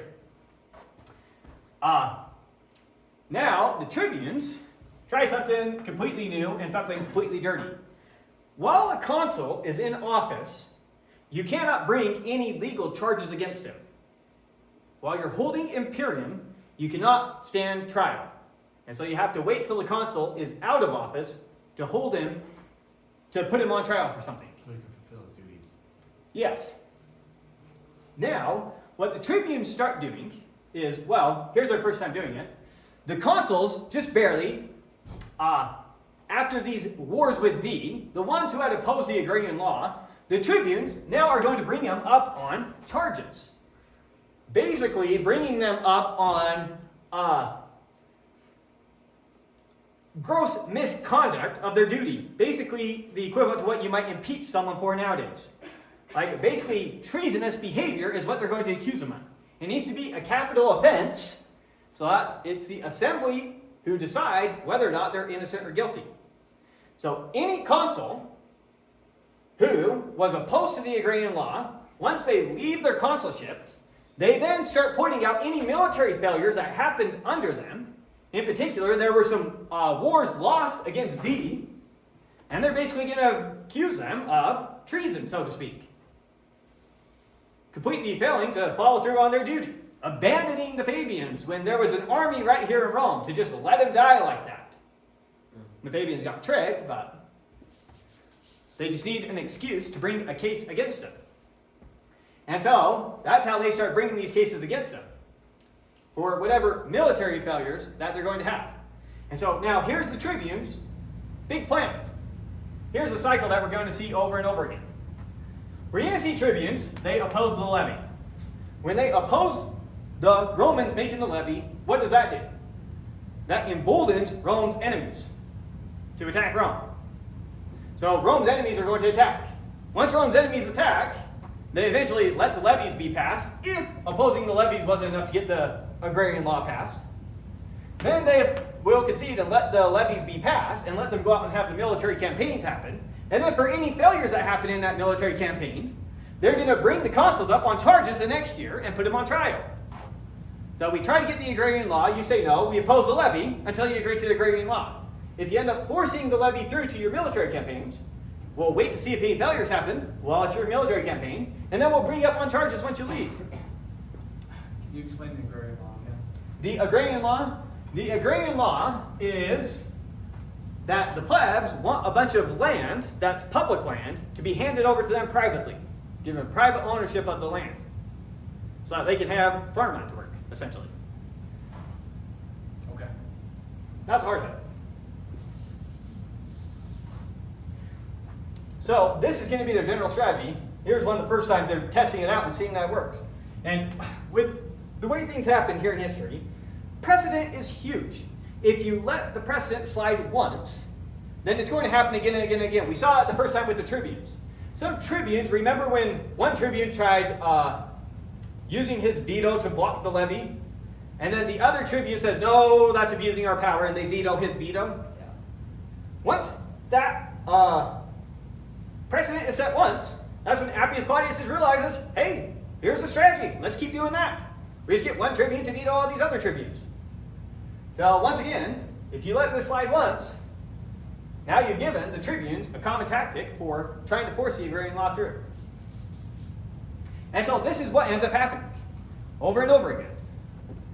What ends up happening is they oppose the levy, there's military campaigns. In those military campaigns, things aren't going to be perfect.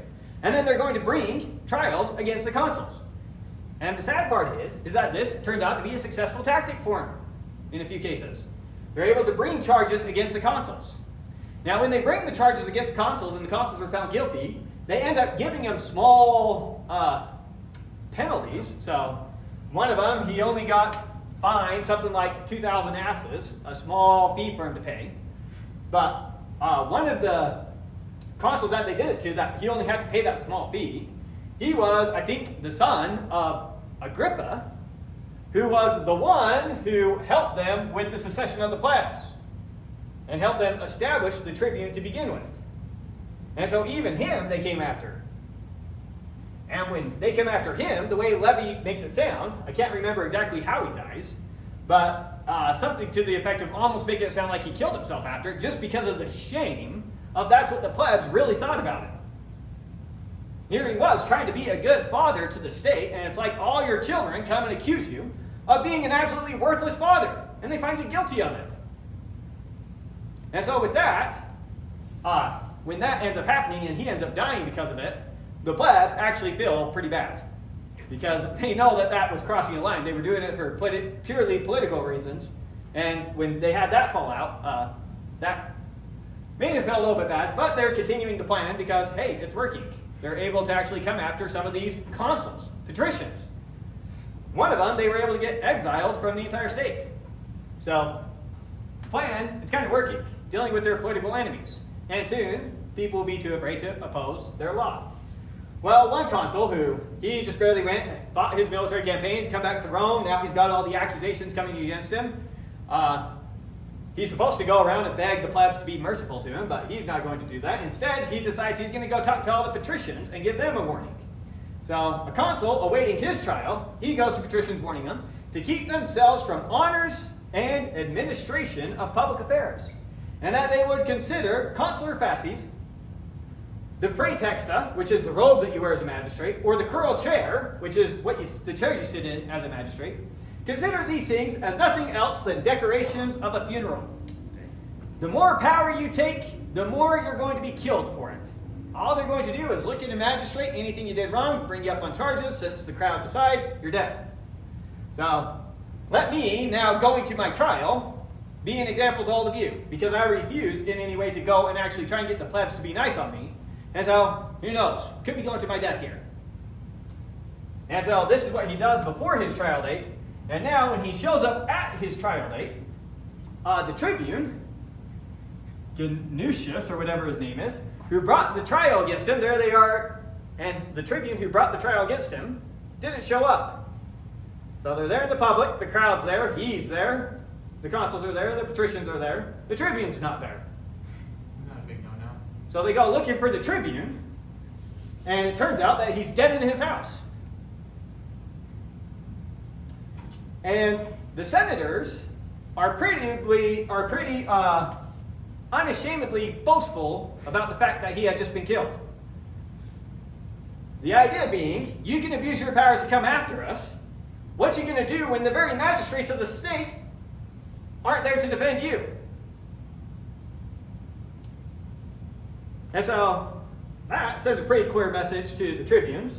Once it gets out that he was assassinated, everyone who had showed up for the trial of this consul instantly departs. Levi says it's like what happens when a general dies in battle, the army just scatters. And so the assembly just instantly scatters. Again, the Volsci or the Aequi or the Sabines, whoever's stirring up trouble that year, they bring their armies into Rome's land. The consuls go and they levy the army. They go ahead and they levy the army, and the plebs don't even fight them on it. They just instantly go along with it. They're going to be good, well-behaved troops. And the tribunes are now all afraid to use their power in any way that might displease the patricians. It's like a good balance. Because now they could be assassinated. Well, we just swing the balance from one end to the other. Yeah. Tribunes killing their political opponents, or doing away with them in some sense. Now, patricians killing their political opponents, literally.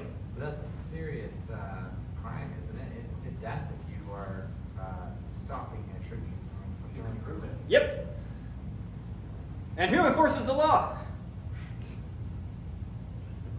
Well, It's like when you go after police officers, and so they decide, we'll kill you. Who are you going to call? Can you remind me what the name of those little lackeys they have that actually enforce their rules are called? Lictors. Lictors. So the lictors are basically the local little policing force that they have. Each consul, I think, gets 12. Each praetor, I think, gets 6. And then I think that's it. Maybe each praetor gets 3. I don't remember the numbers. But those are basically the only policing force in the city to ensure that the consul's will is carried out, or whoever. And so, things now are back to pretty much the way they were before the tribunes were even a thing, since they're afraid to even use their powers. Yeah, that's pretty bad. So, swing, went full swing. The Senate also decides that one of the reasons that these tribunes keep coming after us is because we're having our conversations in public, and they know who is opposed and who is for the Agrarian Law. And so the other thing the Senate decides to do is to start having all their deliberations and conversations behind closed doors, so that the plebs don't know who, at least don't know very directly who's supporting what. They can still probably infer, but remember going all the way back to Marcius Coriolanus, Yeah. they wanted to kill him right after he gave a speech in the Senate. Yeah. So putting things behind closed doors could help simmer things down a lot.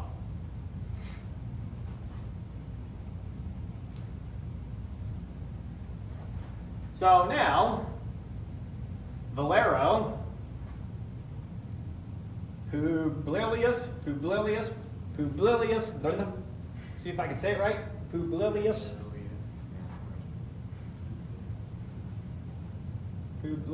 yeah.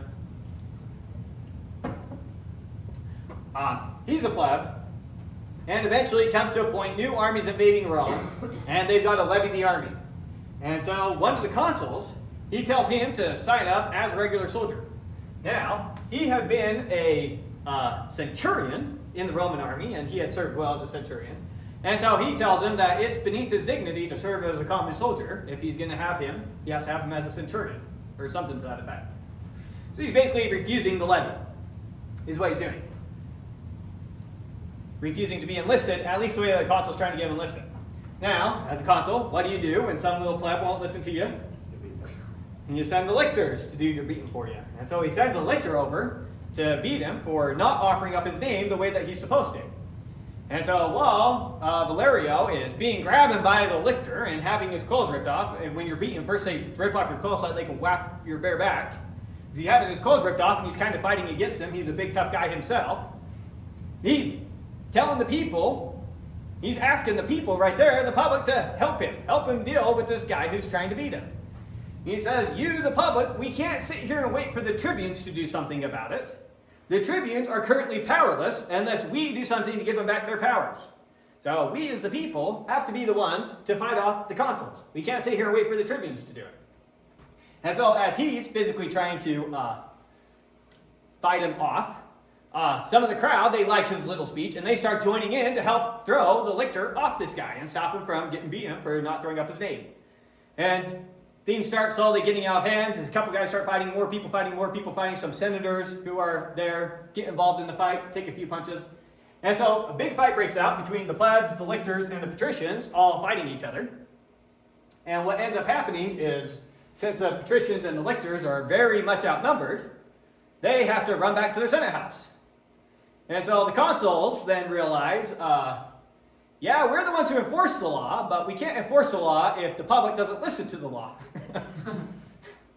So tribunes have to rely on patricians to enforce the law, and patricians can only enforce a law that the plebs are willing to accept as a law. And so if the plebs are rejecting their powers, they're realizing it doesn't matter how many lictors they have, they're pretty powerless. And so hiding in the Senate house, waiting for the commotion to die down, to figure out how they should deal with this.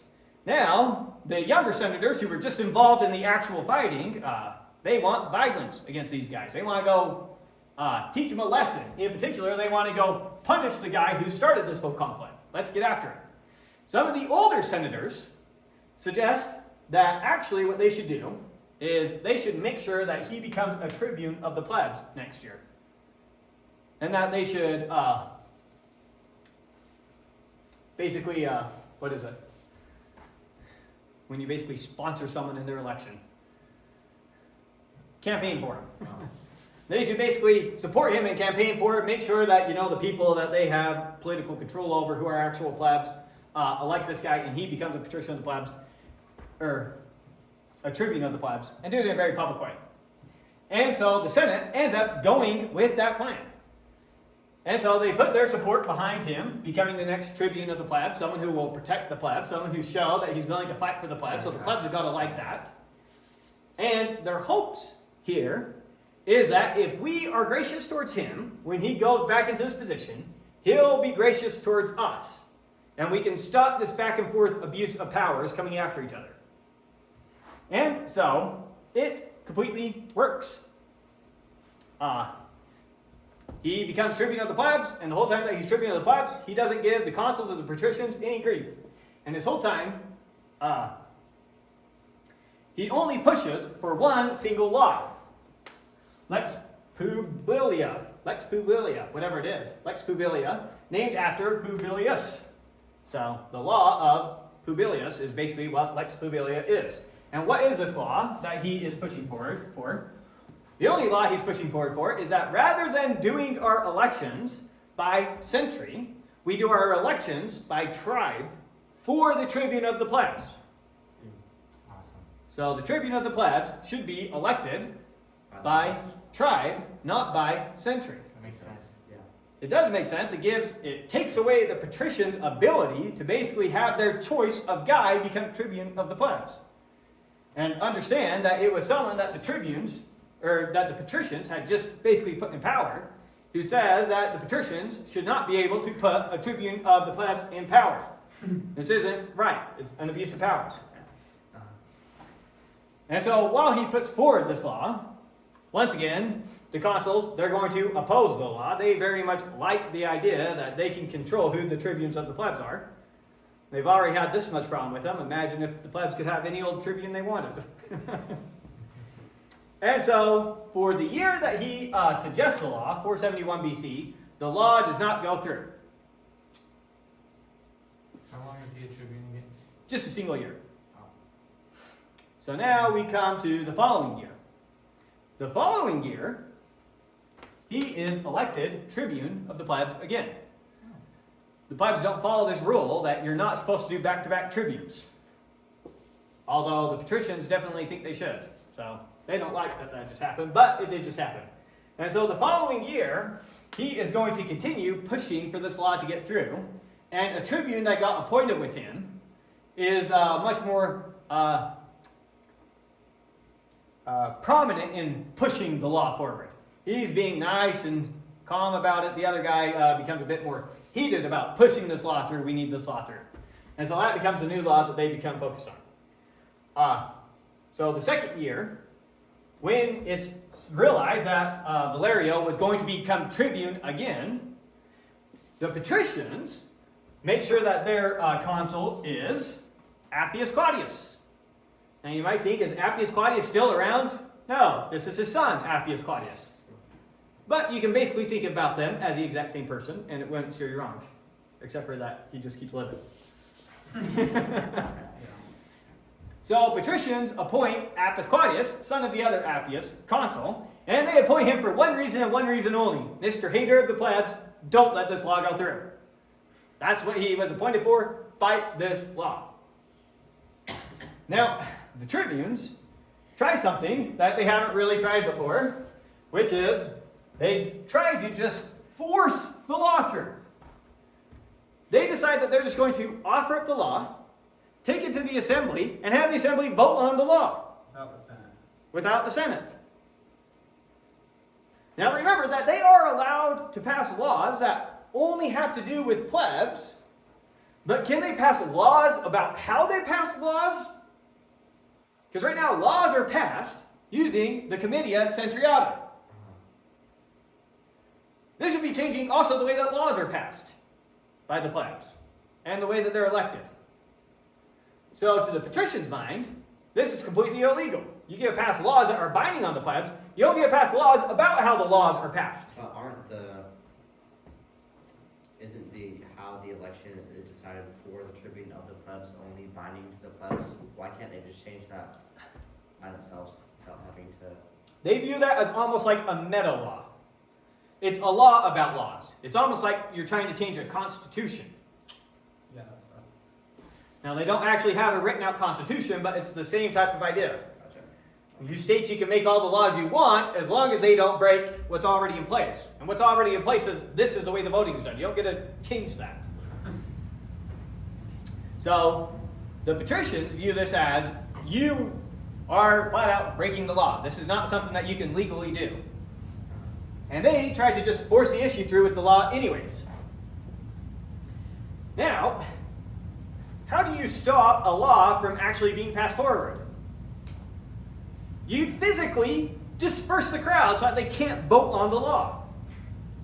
And so the tribunes are going to try forcing the law through by just voting on it. The patricians come the other way and forcibly try to disperse the crowd so that they can't vote upon it. And that's how they're going to stop them from carrying out the law. So the tribunes tried to force the law through. Not Valerio, but his hot-headed friend is the one trying to just push it through. And so the patricians are now trying to physically break up the assembly so that they don't try voting on these things. And so an actual fight breaks out. And it's the other consul, Quintus, who is the one who ends up breaking up both sides. Because Appius Claudius, he was involved in this fight with his lectors. He was ready to go. Very hot-headed. And so Quintus, he actually had to have a bunch of past consuls gather up Appius Claudius and be the ones to haul him away. And he made sure that was only people who had been consuls before, trying his best to make sure Appius Claudius didn't feel like anything, he wasn't being too violated with someone coming after him. But Appius Claudius, he is furious. You are a tribune of the plebs. One, you plebs can't stop me from doing anything. You can't do anything binding on me. When they tried to force him out of their election proceedings, he's the one largely trying to break it up. Tribunes tried to force him out. He says, you can't do that to me. You can't veto him and do that. Can't veto him. Well, they can veto a particular action that he tries to do, but Well, if he tries to go break the crowd up, can't they veto him? they can say veto. And he could say, I don't care about your veto. What ends up happening is the tribunes, they actually have what are called beetles. And each one of them gets one beetle, which is like one of his lictors. Like the bug, an actual beetle? No, Like, with a sounds D, like the bug. but sounds like the bug. Okay. Oh, beetle. Or what would you say? Beadle. Spelled with a D. Oh. Like, Kind of like a policeman-ish. It's like a lictor. They basically are like the lictor to the tribune, but the tribune only gets one of these guys, whereas the consul gets 12. But, so they're each using their own thug guy to carry out their will, and it breaks out into a fight, and Quintus, the other consul, he's the one that gets involved, ends up breaking up the fight. He basically tells the plebs to calm down. You don't need to force anything right now. You're not going to lose anything if we give this a little bit of time. All that's going to happen is we're going to have time for everyone to cool down. And so he goes and he gets the Senate together, meets with the Senate, and the Senate actually ends up agreeing to pass this law. I feel like they kind of don't have a choice at this point. Right, it's tough, because they kind of have an angry mob there that was ready to force through with it anyways. The only way that they really knew to stop it was using violence, which they didn't want to do. And Appius Claudius, is absolutely furious that they are going to pass this law and agree to passing on this law. He was appointed specifically to fight this law, and he feels like that the Senate is turning into a bunch of cowards. He was ready to keep fighting. Why'd they pull him back? Let me in, coach, I can play. So he was ready to go. He thinks that if they would just deal harshly, once again like his dad, just deal harshly with the ringleaders, everyone else will fall in line. Why do you guys keep giving ground to these plebs? All you're doing now is setting this type of precedent where they can try to just force laws through. So he's furious. Doesn't like that. Well, while they're having their political turmoil inside the walls of Rome, some problems come from outside of Rome. Once again, the Volsci and the Aequi declare war. They love that Rome's in turmoil. They're keeping track of the things that are going on. They find out that this big thing just happened in the forum. Now's our time to strike. Plebs probably won't even come out to fight. So they're ready to go to war, try and capitalize on this. Again, two armies go to war with Rome. What does Rome do? Wins. They levy up the army. Half the army goes under one consul to deal with one group of guys. Half the army goes under another consul to deal with the other group of guys. Your two consuls are Appius Claudius and Severius. Severius, the one who helped get the law through that these guys wanted. Appius Claudius, who had probably beaten a lot of people in his army and tried to force them out of the assembly. And now he's got to lead this army down in war against the Volsci. And as he's taking his army down against the Volsci, they are intentionally dragging their feet with everything he tells them to do, or sometimes flat out doing the opposite of what he tells them to do. He tries to get them to go to march. They start they march slowly.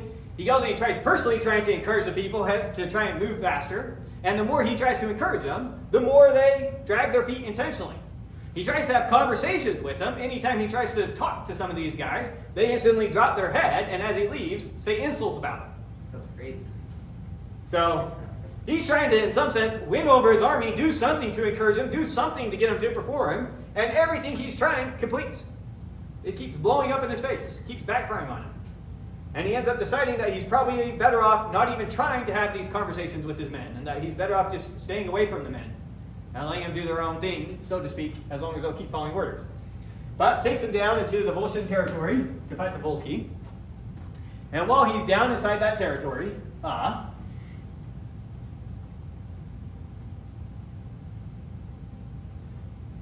remember exactly how the fight went, and I didn't give myself any hints here about how it went. But he took his army down against the Volsci. Somehow he gets a quick victory over them. Oh no, that's not what happens. Here's what happens. So here's their camp. He lines up their army. And here's the Volsci who they're fighting. They have the fight, and quickly after fighting, the Romans instantly just fall back to their camp. So they almost instantly retreat without hardly even putting up a fight. And it's only when the Volsci tried to pursue him to their camp that the Romans actually push him back and stop him from taking the camp. And so it becomes pretty clear to the Volsci that the Romans aren't going to fight us, and as long as we don't try raiding their camp, we don't really have to worry about it. Now, Appius Claudius is absolutely furious. These guys won't fight because they don't want to give him a victory. They hate him so bad. And any victory they win, it would ultimately make him look better. He can't get them to do anything. They kept this whole time rumbling about how they should just go home, we should just go home, we should just go home. And so he finally says, okay, you know what? I give up. You guys aren't going to fight for me. Let's just go back home to Rome, leave the Volsci territory. And so he tells them, there they are in camp. He tells them the next day, we'll leave. We'll retreat from the territory. Be ready to go. And so with that, on the next day, he gives a sign for the Roman army, pack up their camp and leave. And as they start leaving, the Volsci charge at him. Now Appius Claudius, trying to stop it from turning into a terrible retreat, he tries getting his men to turn, form up, and get ready for the fight. But a few of these men, when they see the Volsci coming, they start fleeing, just booking it. And it becomes kind of like a trickling effect, and it's like a dam. First it lets a little bit of water through, and then more and more people start running away from the battle. And so a few of the men he's able to get to stand the line and actually push him back some. But a bunch of men are flat out fleeing the battle, running away. And so he has no force but to basically retreat his army, doing it as controlled as he can without losing everyone. But he suffers massive casualties. This is a huge loss for Rome. The Volsci win a big defeat on him, and they're able to get a bunch of the loot that they had in their camp. Appius Claudius, now he is just furious beyond furious. He was even trying to give them what they wanted, and even then they wouldn't listen to him enough to preserve their own lives. And so when they book it all the way back to safe territory, up with the Latins in safer territory, first thing he does is he looks for every single standard bearer who wasn't carrying their standard, which means that they dropped their standard, which is a big no-no in war. Remember how much morale matters in war. When you see that standard up there, that lets you know that cohort is still fighting. So when the standard falls over, that you become worried that you're losing that week. That's why it's also a big deal. You see the standard bearer fall down and die, you quickly take up the standard, make sure that the rest of the army knows, no, we're still fighting, we're still here. It's also why it's a big deal to lose your standard to the opponents. Not only is it shameful, but then they can intentionally drop it, make it look like you're not there fighting anymore. Is it like a big flag? Yes. Yeah. Basically a flag representing your Particular cohort. area. Yeah. So all the standard bearers who drop their standards, first thing he does is has them beaten and then beheaded. Next thing he does is he has the soldiers lined up, and every single soldier who doesn't have their arms, doesn't have their shield and their spear.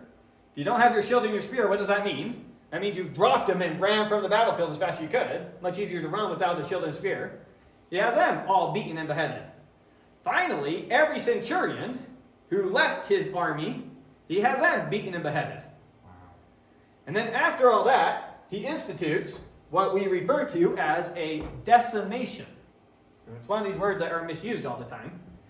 To decimate something does not mean to annihilate it. It means to reduce by 1/10. That's what the dec means in decimate.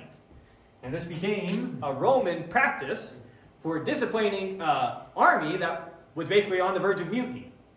And what you would have the soldiers do is they would gather in groups of 10 and basically pull straws. Whoever got the short straw, the other 9 soldiers killed him. That's crazy. You would decimate your army. 1/10 of all men would be killed. Huh? Oh, so that was the punishment of randomly killing. Randomly, 1 in 10 people are going to die. And this becomes a military practice that the Roman army uses Wow. all the way through to discipline an army that's on the verge of mutiny. Fast forwarding, I'm not sure if we'll ever get to them, but there's some generals who, they say, do I need to decimate you? Is that what it's going to take? And that gets the army to fall in line. So decimation becomes a Roman practice. He's the first one to use decimation against his army, Appius Claudius. And with that, has a pretty humiliating time of it down there against the Volsci. And the Volsci are feeling really good about themselves. Appius Claudius, not so much. Now remember, that's just Appius Claudius with his legionary fighting the Volsci. We had the other guy fighting the Aequians. Fighting the Aequii. Titus Quintus, the other consul. The one who is a lot nicer to the plebs. And so when he's out there with his army is very kind and treats him very well. And he returns a favor to his army, being very kind to them. And their morale is so high that when they go out to face the Aequii refuse to meet them on the battlefield. They know that this is not a good army to face right now. We'll wait till next year's army. And so they go, they hide in their cities, hide behind the walls. These guys, they raid as much Aequia land as they can, gathering up as much plunder to take home as they can, trying to draw them out in the fight, and they just refuse to come out for the fight. I'll see what next year's consuls bring. Remember, they're very aware of Roman politics. And so, pillaged a bunch of land, and now his soldiers, there they went to the Aequian land. They were led by a leader that they liked. They got tons of plunder, tons of spoils. They're coming back nice and wealthy compared to what they were. They had a great time of it. And so a bunch of the soldiers are complaining to each other. It says, your guys' army was led by a father, ours by a master. We were driven like slaves while you guys were treated like a father would treat you. And so that was a comparison between the two armies and the different times that they had. Any questions with that?